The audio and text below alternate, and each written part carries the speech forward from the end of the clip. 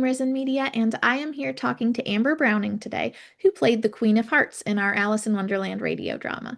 I'm super excited to talk to her and find out how she got into character and what was her favorite thing about being the Queen of Hearts. Thanks so much for joining us, Amber. Thanks for having me. So, when you first saw the audition for this, was there any particular part you were hoping to get, or you just wanted to be a part of it in general? No, it just sounded like something fun to do. And I had gone to, I haven't done very many voiceover things, but I had gone to a seminar like years and years ago.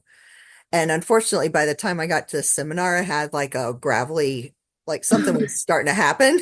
So the guy that was teaching it just kept talking to me because he said, "You really need to do this." And he was all excited. I said, "But I'm sick." And then he like backed up like about 10 feet and said, "Oh," So he he thought that said, was your real voice for all the "Yeah," he thought time. that was my voice.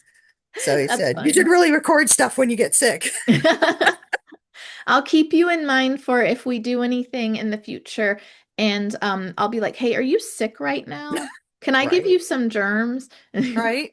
But I'm so glad that we got to utilize your voice for our Queen of Hearts. Can you tell us what you thought about being Queen of Hearts? Like, did you enjoy it? Did you have any particular part you liked the best? Was it hard to get into the character or anything like that? No, um, I didn't have, I mean, there's not any particular thing. I just thought that part has always, I just thought it's always been so funny to me because like she takes herself so seriously, you know.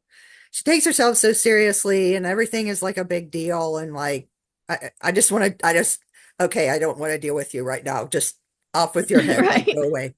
And so the thing that I thought, but I never considered like um I didn't get to go back and read the parts in the book or anything like that to do some, any kind of work. But I noticed like the way that the king like responded to her. Oh, she always does that. Oh, she doesn't mean it. Oh, she's gonna forget about it. And then she like comes right back and says, off with, Yeah. right after. Yeah, So as a child, I somehow always in found that there he scary. sees, that was like, oh well, he sees something that nobody else does. How nice of him to do that. Well, I always thought she was kind of scary as a child, but I didn't really Mhm. pick up on that till I was an adult, that her husband is basically like, look, no one ever really dies. She just gets mad and then she just Right. stomps around saying that and nothing really Yeah. happens. So she's kind of having temper tantrums, really. Um, did you have any particular part that was your favorite?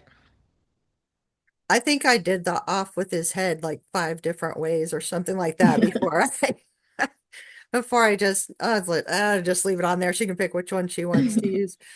So no, not really. I mean, Yeah, I that's like just that the you gave us a classic, right? Yeah. I like that you gave us a lot to work with. And you were able to kind of, take one line and kind of spin it different ways, which is, I mean, that's acting, right? You're Mhm. able to do different things with that. So with acting in general, is there anything that kind of inspired you to want to start acting, or any person, or you just always enjoyed it? Like, did you act in school or anything? Yeah, I acted in school, but really it started when I was really young. I'm not even sure how old I was. Um, they used to have a thing in Loveland called Kiwanis Club, which Yeah, I've heard of I that. think they're back. I'm not sure. I heard of rumors that they might be coming back, but um, and that's really the community theater in Loveland started it with the Kiwanis Capers is what they called Oh, it. okay. I didn't know that. And years and years ago, it was a fundraiser thing they had like every year. And so I was really little, um, and I don't remember exactly how old, somewhere between 4 and 6. I remember um, my mother was in it. And so I remember she took me to a rehearsal one time. And so I was sitting on the, front row, this little cold metal folding sheet or seats, looking up at her doing um, what is it? Dudley Do Right? Is a Canadian Mountie or something? And he's like, um, you know, you must pay the rent. The villain is in there, you must pay the rent. I can't pay the rent, and then the Mountie comes in and saves the day and all this stuff. And that was so hysterical to me. Um, I don't know why. It just really hit me funny. And then I'm like, I can do that. You know, Yeah. the thing came to my head. It's like, I can do that. So it was always just kind of in my head. And like, if there was, the people across the street would take me to vacation Bible school when I got older, and they always had skits and things like that. So in the course of it, what I thought I was going to do was do it for like missions work, Okay. because you can do a pantomime Yeah. and have a voiceover in the language, like if you're in a different country. Yeah. So um, originally I thought that, but then what ended up, um, once I got older and I actually went to school for it and everything like that, because I decided that's what I wanted to study. I really, I wanted, it didn't, it broadened it a little bit. I wanted to be able to, it's like holding a mirror up to life for people, telling stories. Like Mhm. I have Hills of Virginia kind of background. So they're big storytellers and musical people in my family. So I just wanted to like holding a mirror up to life in Yeah. hopes that somebody can recognize themselves and maybe have opportunity to make a change. So Wow. that's kind of that Yeah. was kind of the thinking. So Well, that's you've how been I got into it. involved, besides, you were talking about you thought you could do it for mission work. I mean, you've been involved in a lot of Christian films. Yeah. So, because I know we were on the set of two Christian films together. So, is that your favorite kind to do, Christian film, or do you enjoy doing any, but do you kind Yeah. of try to focus on that, Mhm. or are you I've just, done mostly what I've done is stage. So you understand that process a little more. Mhm, I've done a few Christian film work. I'd really like to do a lot more of that. So if anybody's out there and likes me, hey, give me a shout. mhm. Okay. And you should work with her. Let me tell you, she's wonderful. She's professional. She's with it. She's on it. She's on it.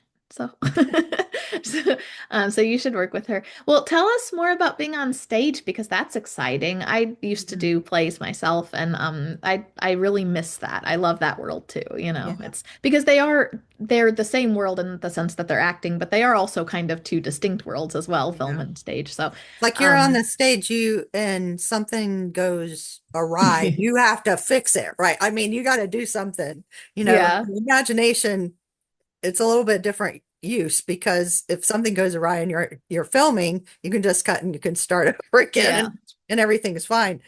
Um, and then of course, when the whole process of the person whoever is editing, with them, like you can make a whole different movie yeah. just how you edit something. So it's a different kind of thing. You're more like just a cog in the wheel when you act in that. When you're on stage, you are there. It's like you don't have there's no safety net out there Right. unless you have somebody fantastic who is on stage with you at the time that tries to cover some way, they think of something for you. But um I really like that, because like once you study the character that way, and it helps to like the arc of the character and everything. I have a more understanding of that. Like if you go into a film, you're filming out a sequence. So you have to You figure have to out just where you mentally are keep in the track. story, right? Figure out where you are in Yeah. the story. So, being on stage helps because it's in succession. You Yeah. understand where you are in the character and everything. It helps you figure out how to do movies. For me, Yeah, like that makes I sense. would think it would be harder. I mean, I don't know. I don't have the experience, but I think it would be harder going from the movie to this. I don't know. Maybe somebody is more enlightened the I meat. think a lot of us start out doing stage and then move to film. Mhm, And I definitely think that if somebody started with film, it might be harder because even though they're very different and you do have to relearn things for film, with film you're smaller, with stage you everything is bigger. But I mean your mhm, facial responses, everything has to be smaller for film. But at the same time, I think it is a little bit, you're at a disadvantage to not have that stage background first because you do learn so much mhm. from being on stage rather than just doing film. So it's really like good that you did all the stage first. Do you have a favorite theatrical role that you ever did? I was going to ask about a favorite film role, Well, but now my I'm curious favorite, about. I mean, gosh, when I was in college, of course, it was almost like you're doing professional because everybody's being trained that way, right? Right. It was just, that was just so much fun. And then, of course, in the community theater things, it's your community, it's your people, you'll see them all the time.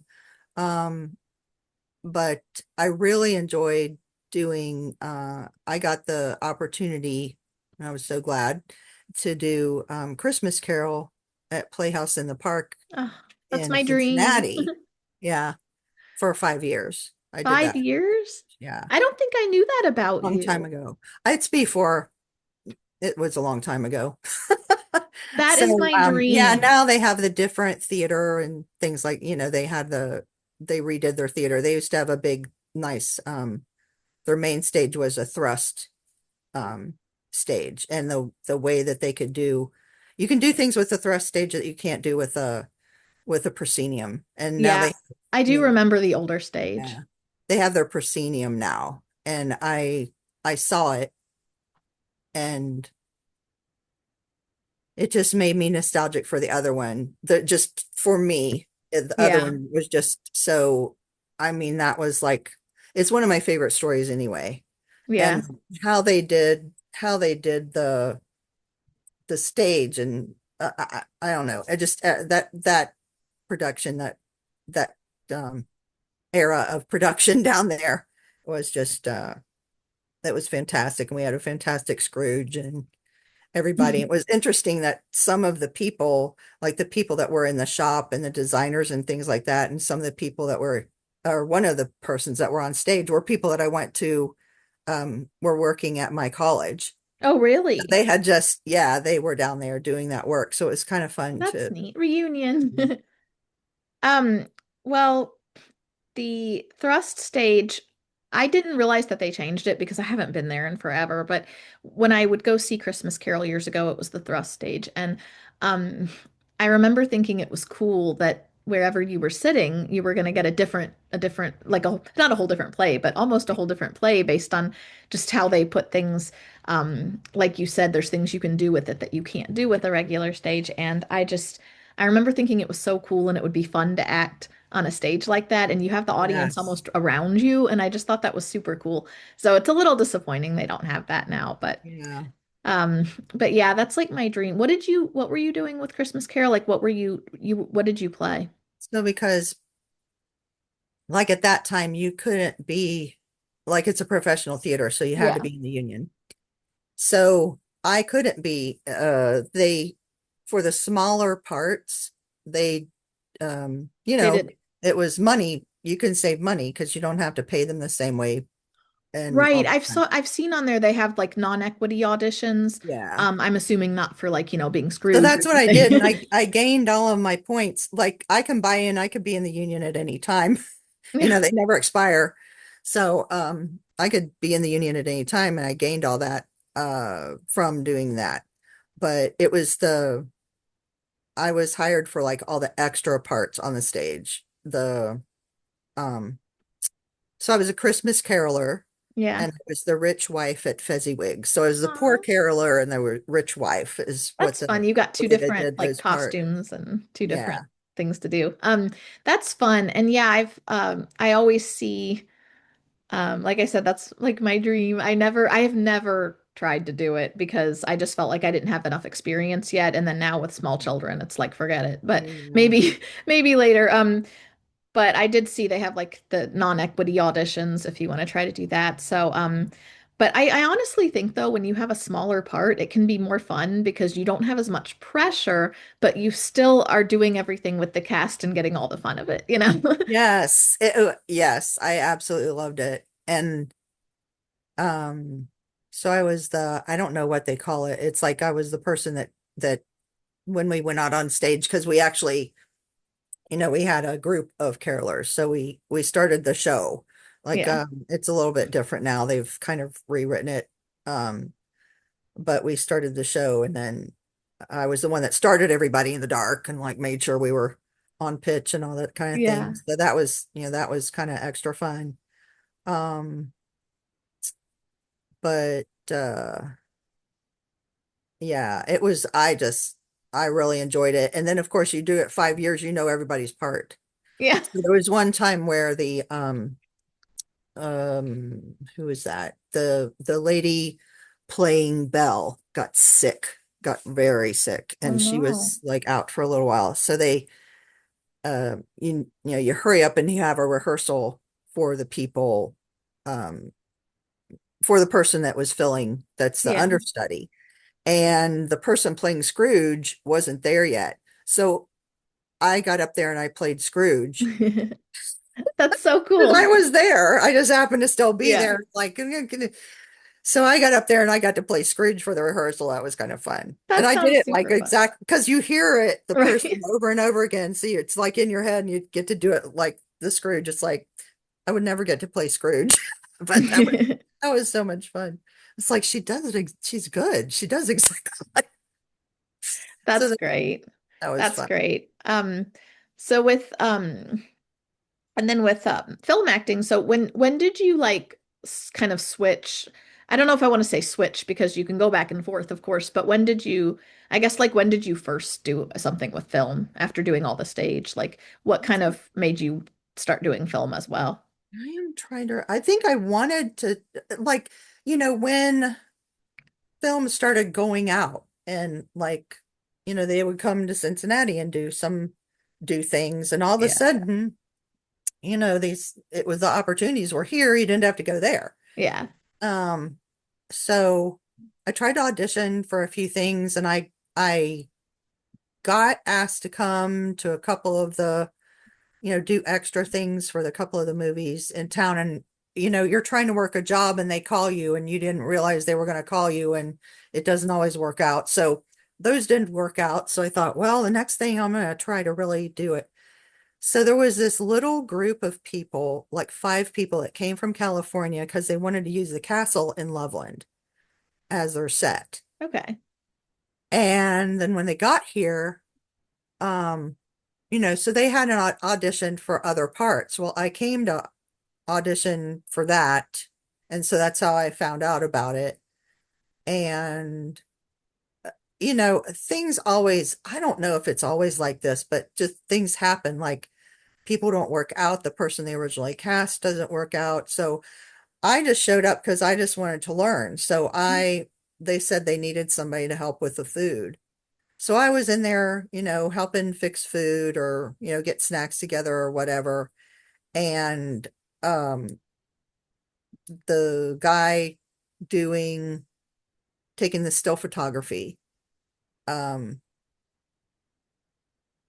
I would see a good shot, and I had taken photography class. So I picked up his camera, I took a couple of shots. He saw him. He said, "Why don't you just do that? Because I can't come. I'll just leave you my camera. You don't know me, you're leaving me your camera." So, so I did that for a while, did the still stuff on set. And then one night, the script supervisor didn't show up. Oh no. Yeah. So then I filled in while they were trying to figure out, what's going on with her. So I ended up being the script supervisor. And that's Like how it all began. Because when I that's met how it you, when all I first met began. you, you So, were being a script supervisor. right. And I wondered how you got started with that. So that's how you got started with that. That's how I got You had to started with. learn fast because you were learning on the job the day of. Yeah.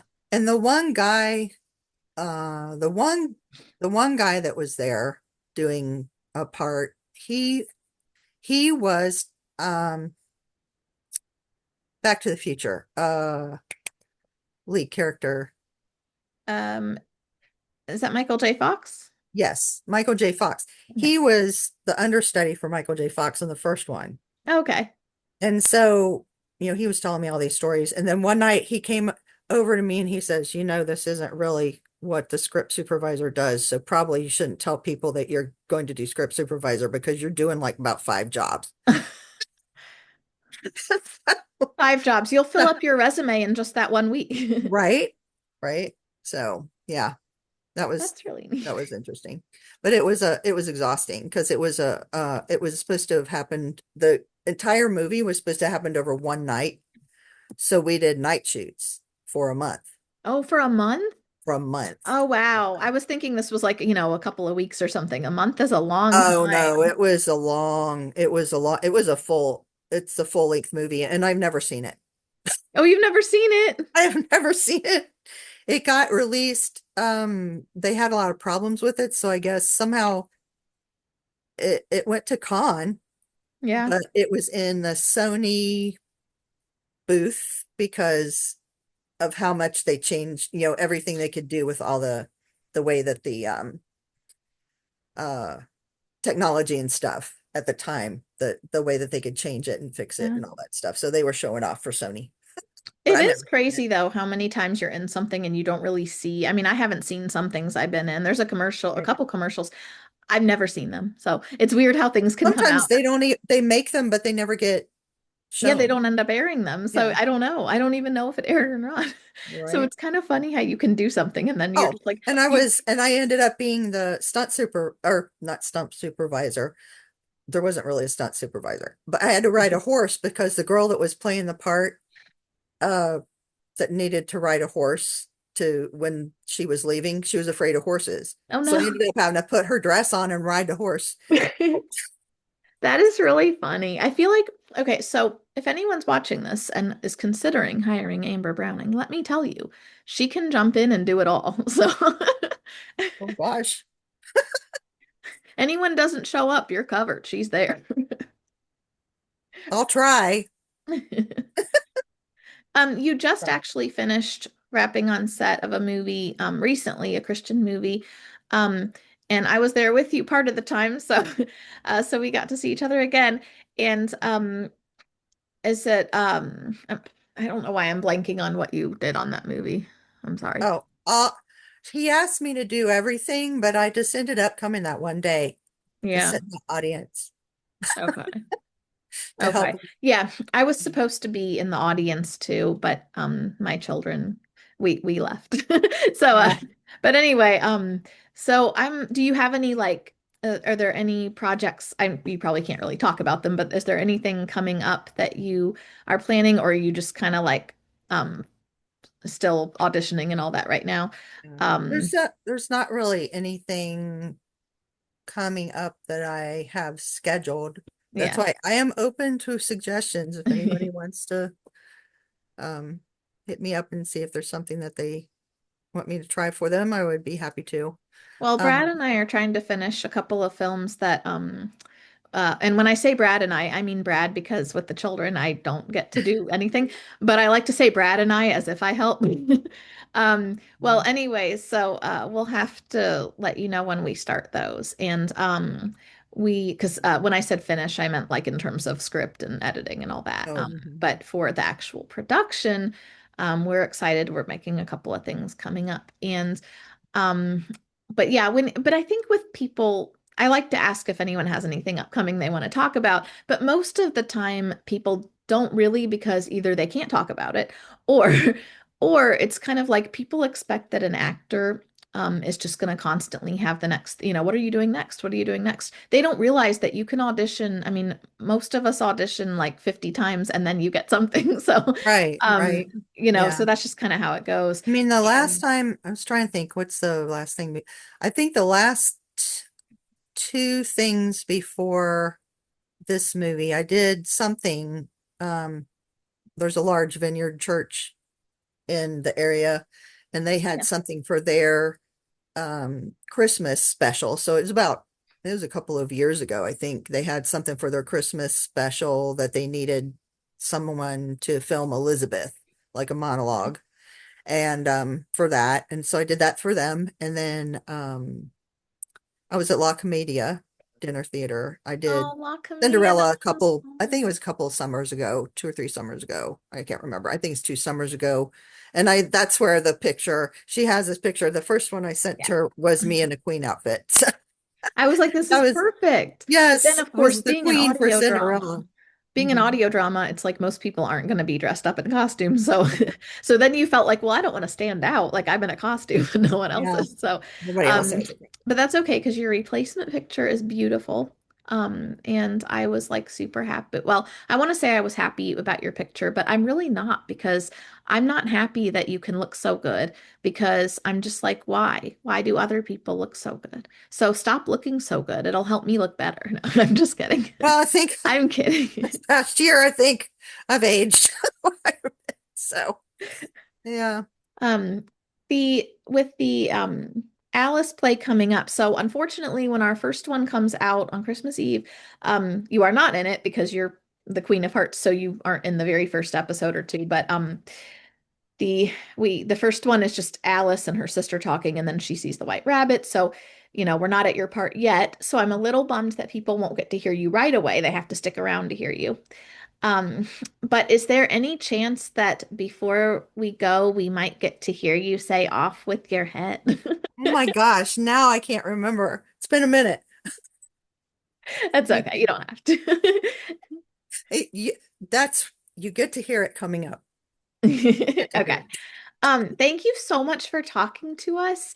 And I'm really excited that we got to have you. I feel like you are just so, like I said, she's on it. Like you can throw anything at her and she can succeed. So I'm really happy we got to have you. And thanks so much for talking to us. And everybody tune in to watch, or not watch, it's an audio drama. What am I saying? Tune in to listen to Amber. Um, and then if you want, do you have like I don't know if you have a Facebook or anything you want to tell people to go look Well, at? You can look her up on IMDb. I have a IMDb, but I don't know what it looks like right now because I don't have the subscription. So I don't know if everything that was on there is still there. Uh, so I don't know. Somebody look at it and tell me Yeah. what it looks like if you don't belong to. Yeah, but you can find Amber on IMDb, and we will also probably put up people's if there's any links people want to have, or if they are plugging anything. We have another actor that had written a book that, they're kind of like wanting to tell people about. So we, which is really good. And so anything like that we'll like put up so that people kind of have an extra little plug for their stuff. Mhm. So, That's great. Yeah, I don't, well, oh, yeah, I have a friend who wrote something and I have reoccurring part in that if we could ever get it off the ground. oh, So, okay. but That's I exciting. can't tell you what it is, but Yeah. I think it could, it has the potential to be on par with something like Narnia Oh, cool. or Lord of the Rings kind of thing, depending on how, if we could really get it done, something that would deserve that kind of thing. So Yeah.